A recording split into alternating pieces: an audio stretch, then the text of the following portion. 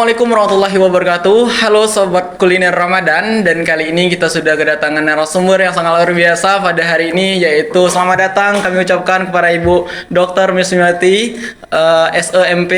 Nah, teman-teman, pada kesempatan kali ini tentu menarik sekali pembahasan kita, yaitu mengenai sudah pantaskah ibadah kita untuk Allah Subhanahu wa taala. Nah, pada setiap hari ini Bu, seringkali kita mempertanyakan apakah ibadah kita sudah pantas nih untuk Allah Subhanahu wa taala. Namun sebelum itu, bagaimana nih Bu keadaan kabarnya hari ini? Alhamdulillah sehat. Alhamdulillah. Puasa? Alhamdulillah puasa Ibu. Ya, tentu dalam bulan Ramadan ini banyak kita beribadah kepada Allah Subhanahu wa taala. Nah, kembali lagi ke tema kita nih Bu. Ada beberapa hal yang akan kita bahas, yang salah satunya sudah ikhlaskah ibadah kita kepada Allah Subhanahu wa taala. Nah, bagaimana tanggapan Ibu keikhlasan ibadah kita kepada Allah Subhanahu wa taala nih Bu? Iya, terima kasih ya Sandes. Assalamualaikum warahmatullahi wabarakatuh. Alhamdulillahillazi hadana lihaza wa ma kunna linahtadiya laula an hadanallah. Asyhadu an la ilaha illallah wa asyhadu anna Muhammadan abduhu wa rasuluh. Qul inna sholati wa nusuki wa mahyaya wa mamati lillahi rabbil alamin. Bismillahi minasyaitonirrajim. Wa ma umiru illa liya'budullahi mukhlishina lahuddin. Sudah pantaskah ibadah kita? Seperti apa yang tadi saya sampaikan dalam surah Al-An'am 162. Katakanlah hai Muhammad, sesungguhnya sholatku, ibadahku, hidupku, dan matiku hanya untuk Allah. Sekarang kita introspeksi pada diri kita. Apakah yang sudah kita lakukan ini benar untuk Allah? Ya, betul. Kemudian di Al-Bayyinah ayat 5 juga dikatakan bahwa yang namanya ibadah itu harus diikhlaskan, bukan diiklankan. Nah, sekarang fenomena yang terjadi, ibadah itu diiklankan, bukan diikhlaskan. Puasa, nanti dibuat status di Facebook gitu ya, dibuat status di IG, di TikTok segala macam, dia puasa, dia guling, dia lesu gitu. Kemudian dia sholat, dia berzikir. Nah, apakah itu sudah kita menunjukkan kita pantas untuk beribadah kepada Allah? Iya, betul. Dan kadang-kadang berdoa yang membingungkan juga, ya Allah, kabulkanlah doa ini, berilah turunkanlah hujan, tapi doanya di status Facebook. Yang mau mengabulkan itu kita kepada siapa? Rahasiakanlah ibadah kita kepada Allah. Ingat ya, dalam satu hari kita diberi waktu oleh Allah 24 jam. Makanya jangan pernah kita kalau ngomong untuk mempersingkat waktu. Nah, 24 jam itu kadang-kadang kita merasa kurang. 24 jam kita lihat tangan kita. Ini sholat subuh nih. Zuhur, asar, maghrib, isya. Antara subuh dengan asar ada jarak yang cukup jauh. Ya. Tapi di sini bukan berarti kita tidak ada ibadah di antara waktu ini. Di sini ada waktu duha. Kalau sini berdekatan. Kemudian isya dan subuh, waktunya cukup panjang. Kita diberi waktu untuk istirahat. Ya, tapi di sini di tengahnya kita ada waktu untuk qiyamul lail. Ya. Jadi di sini dalam waktu 24 jam itu marilah kita fokus beribadah, kita ikhlaskan, kita serahkan ibadah kita semata-mata karena Allah.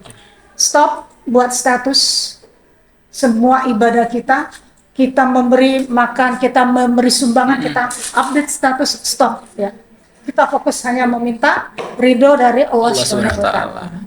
Iya, betul banget nih Bu. Kebanyakan nih teman-teman, apalagi mahasiswa nih Bu, kebanyakan buat status anak muda. Iya betul. Status-status yang aku lagi ngaji nih, diumbar. Padahal memang kalau untuk ibadah itu kita semata-mata ikhlas karena Allah Subhanahu wa taala. Jadi tanpa kita buat status, tanpa kita umbar-umbar ke media sosial, kita tetap beribadah kepada Allah Subhanahu wa taala secara diam-diam, seperti itu Ibu. Baik. Nah, pertanyaan selanjutnya Ibu. Ibadah yang kita lakukan itu untuk siapa nih Bu? Ya. Nah, kebanyakannya anak-anak cuman beribadah, doa segala macam, tapi nggak tahu tujuannya kemana nih Bu. Nah, kira-kira gimana itu Bu? Yang seperti saya katakan tadi, umroh gitu ya. Nanti betul. Di Masjidil Haram di depan Ka'bah berdoa tapi berstatus. Betul Bu. Untuk siapa?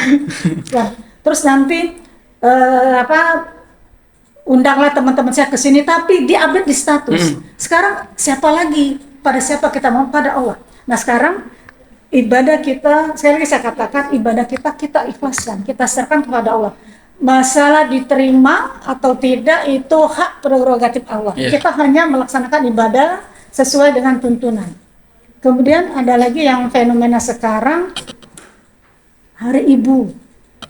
Oh, doanya cukup panjang untuk ibu. Sekarang ibunya punya Facebook tidak? Ibunya membaca tidak? Apakah itu dilakukan langsung kepada ibu? Betul.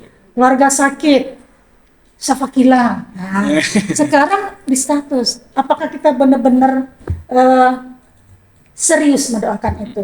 Dan temannya nanti Sandes juga akan merasakan ujian munakosa. Iya betul. Teman-temannya nunggu. Apakah teman-temannya berdoa untuk Sandes? Apakah hanya berharap Sandes setelah selesai ujian ya kami mau makan-makan? Karena untuk siapa? Ya. Jadi intinya ada kata kunci yang saya sampaikan sini bahwa seperti di surat Al-Bayyinah ayat 5, ibadah itu diikhlaskan, bukan diiklankan. Yang namanya ikhlas itu seperti kita buang air.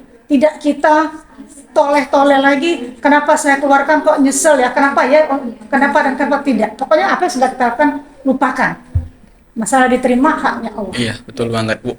Jadi gitu teman-teman, selama bulan Ramadan ini tentu banyak sekali hal-hal positif yang dapat kita lakukan beribadah kepada Allah Subhanahu wa taala.